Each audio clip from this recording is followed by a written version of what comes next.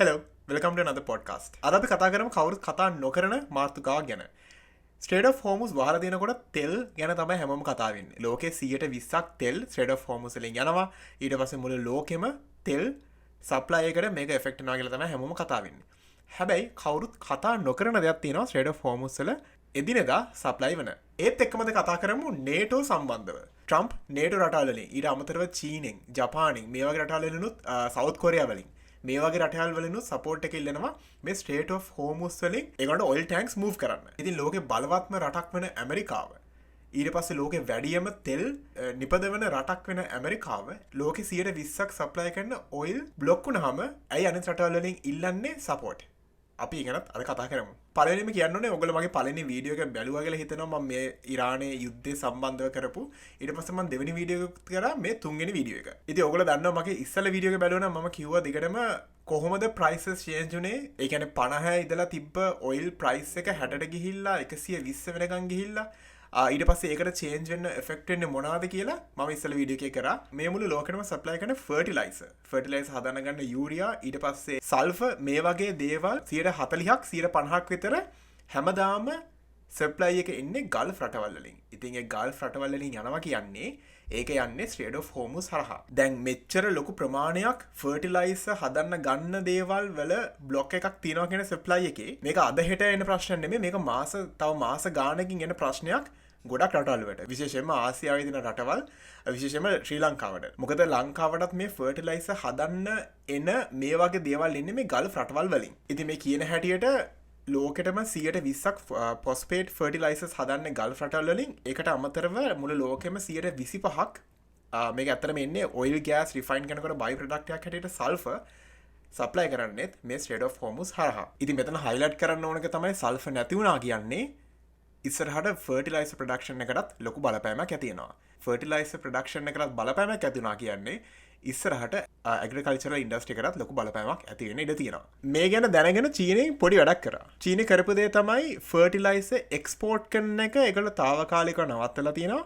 ඒගොල්ලෝ දැන් රට ඇතුලේ මේ එක්ස්පෝර්ට් කරන්න දාලා තිබ්බ ෆර්ටිලයිසර් ඔක්කොම යූස් කරන්න තමයි චීනේ ප්ලෑන් කරලා තියෙන්නේ. ඉතින් ඔයගොල්ලන්ට තේරෙනවා කොච්චර දේවල් මේ Strait of Hormuz එක හරහා එදිනෙදා සප්ලයි වෙනවද කියලා. හැමෝම කතා වෙනවා ඇයි ඉතින් මෙච්චර ලොකු රටක් වෙලා ඇමරිකාව ලොකුම ඩිෆෙන්ස් එක තියෙන ඇමරිකාව ඇයි තාම ඩොනල්ඩ් ට්‍රම්ප්ට මේ Strait of Hormuz එක මේ සප්ලයි චේන් එකේ මේ තියෙන ප්‍රශ්නේ විසඳන්න බැරි වුණේ කියලා. ඇත්තටම කිව්වොත් ඒක ලොකුවට පැහැදිලි කරනවා හැම නිවුස් channel එකෙම ඔයගොල්ලෝ ඕන නිවුස් එක බලලා තේරුම් ගන්න පුළුවන් ඇයි මේ Strait of Hormuz එක තාම වැහිලා තියෙන්නේ කියලා. මෙතන මම දැක්ක නිවුස් channels වලින් ගොඩක් කතා කරන්නේ නැති දේ තමයි ට්‍රම්ප් හැම රටකින්ම වගේ සපෝට් එක ඉල්ලනවා. ඒ කියන්නේ NATO රටවල් වලින් ඊට අමතරව ජපාන්, චයිනා, සවුත් කොරියා මේ වගේ රටවල් වලින් සපෝට් එක ඉල්ලනවා.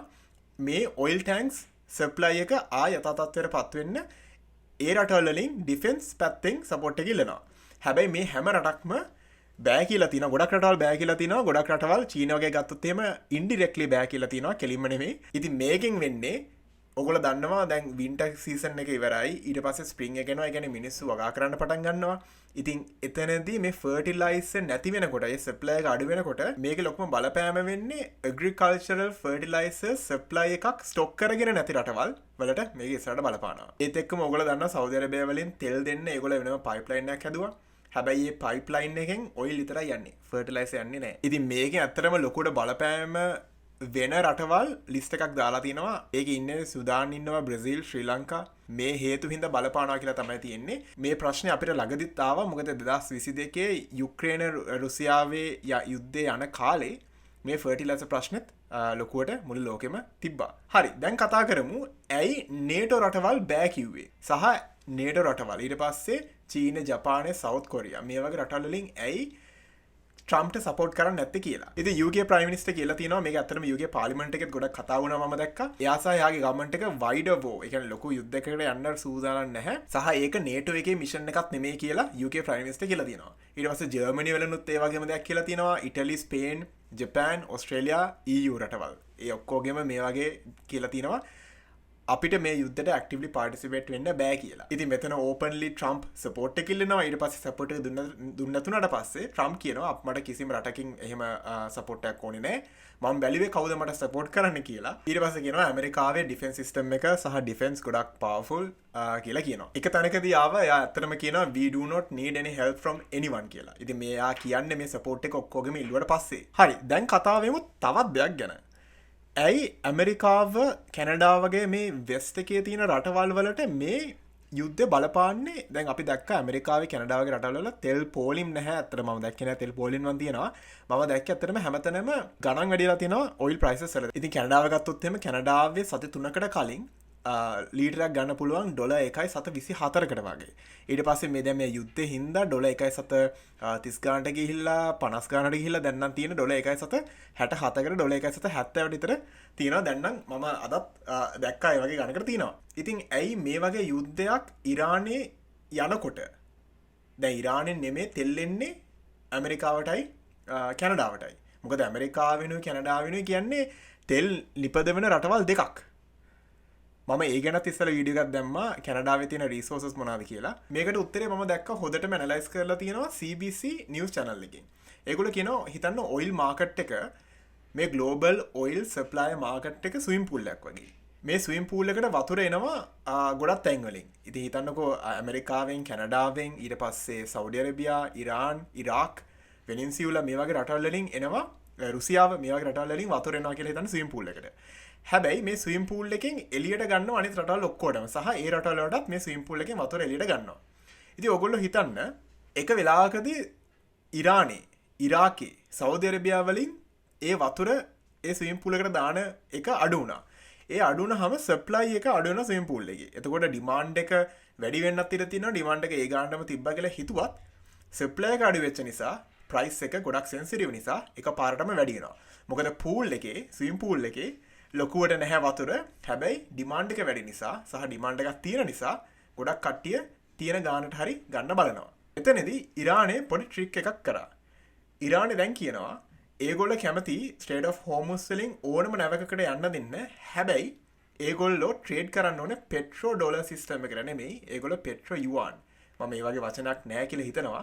හැබැයි යුවාන් වලින් ගනුදෙනු කරන ඕනම නැවකට ස්ට්‍රේට් ඔෆ් හෝමුස් වලින් යන්න ඉඩ දෙනවා කියලා ඉරානෙන් කියනවා. ඉතින් අපිට පේනවා මෙතන ඉරානේ හදන්නේ මේ පෙට්‍රෝ ඩොලර් සිස්ටම් එක නැති කරන්න. ඒගොල්ලන්ට ඕනේ මේ යුවාන් එක සපෝට් කරලා මිනිසුන් ඒ කියන්නේ රටවල් වලින් යුවාන් එකට එන ඩිමාන්ඩ් එක වැඩි කරලා යුවාන් කරන්සි එකක් කරන්න තමයි ඉරානට දැන් ඕනේ. ඉතින් මේක ඇත්තටම උනේ 1974 දී තමයි මේ පෙට්‍රෝ ඩොලර් සිස්ටම් කියන එක ලොකුවටම ඇවිල්ලා සෞදි අරේබියත් එක්ක ඇමරිකාව ඩීල් එකක් හදලා ඩීල් එකක් ගහලා ඊට පස්සේ එතනින් තමයි මේ පෙට්‍රෝ ඩොලර් සිස්ටම් එක සහ USD United States Dollar කියන එක ඔයිල් එක්ස්චේන්ජ් කරන ඔයිල් මාකට් එකේ කොමන් කරන්සි එකක් කරලා තියෙන්නේ 1974 දී. ඉතින් මෙතනදී ඔයගොල්ලන්ට පේනවා මොකද්ද මෙතන අරමුණ සහ මේකේ පිටිපස්සේ ඉන්න ලොකුම ෆෝස් එක මොකද්ද කියලා ඔයගොල්ලන්ට හිතා ගන්න පුළුවන්.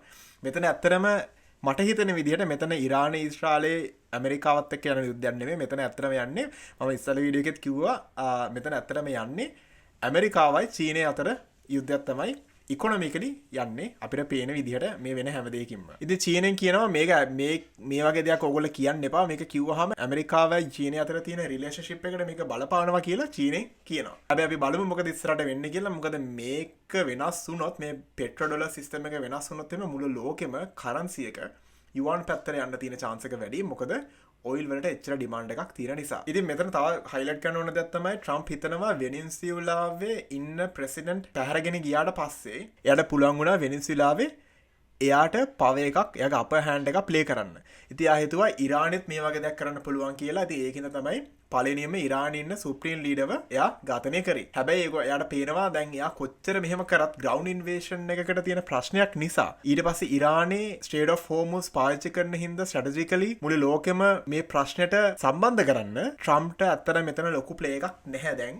මොකද ගොඩක් රටවල් දැන් මේ යුද්ධයට සපෝට් කරන එක පොඩ්ඩක් එක ස්ටෙප් එකක් පිටිපස්සට ගිහිලා තියෙනවා. විශේෂයෙන්ම කැනඩා වගේ රටකුත් එක ස්ටෙප් එකක් පිටිපස්සට ගත්ත කියන්නේ. ඊටු යුරෝපියන් රටවල් ගැන අපි වැඩි කතා කරන්න ඕනේ නැහැ. ඒත් එක්කම මෙතන චයිනා දිනන්නේ කොහොමද කියලා හිතුවොත් එහෙම ඉතින් ඔයගොල්ලෝ හිතන්න මේ පෙට්‍රෝ ඩොලර් සිස්ටම් එක මාරු කරගත්තොත් එහෙම ඉරානෙන් එන තෙල් නැම් වලට යුවන් වලින් ගෙවන. මොකද චීනෙන් තමයි 85% ඉරානෙන් තෙල් ගන්න. ඉරානයේ ඩොලර් එක අයින් කරලා යුවන් රිප්ලේස් කරොත් එහෙම මේක චීන තමයි ලොකුටම දිනන්නේ ඉරානටත් වැඩිය. ඒගොල්ලන්ට ඒගොල්ලන්ගේ කරන්සි එකෙන් ඉරානෙන් තෙල් ගන්න පුළුවන්. ඊට පස්සේ මේ ටොපික් එකෙන් පොඩ්ඩක් ගැලවෙන්න කියලා ට්‍රම්ප් අලුතෙන් පටන් අරගෙන තිනවා කියුබාව ආක්‍රමණය කරනවා කියලා කියලා තිනවා. එයා කියලා තිනවා එයාට ඕනම දෙයක් කියුබාවට කරන්න පුළුවන් කිසි ප්‍රශ්න නැතුව කියලා. මම ඇත්තටම දැක්ක ලංකාව ගැනත් ගොඩක් නිවුස් channels වල මේ කියනවා. දැන් විශේෂයෙන්ම මම දැක්ක අල් ජසීරා එකේ කියලා තියෙනවා. ඊට පස්සේ BBC CNN වලත් මම දැක්ක එක තැන්වල මේ නිවුස් එක ගැන කතා කරනවා. අපි බලමු ඉස්සරහට මොකද වෙන්නේ කියලා. හැබැයි මේ Strait of Hormuz close කරලා තියෙනවා නම් මුළු ලෝකෙම ෆුඩ් සප්ලයි එකයි ඔයිල් සප්ලයි එකයි ක්ලෝස් කරා වගේ කියලා තමයි මට පේන්නේ. හරි. එහෙනම් මම හිතනවා මේ වීඩියෝ එක ඔයගොල්ලන්ට ඉන්ටරෙස්ටිං වුණා කියලා. ඔයගොල්ලෝ මෙයාගේ වීඩියෝස් බලන්න කැමති නම් මගේ channel එක subscribe කරන්න. හරි. එහෙනම් thanks for watching. Bye.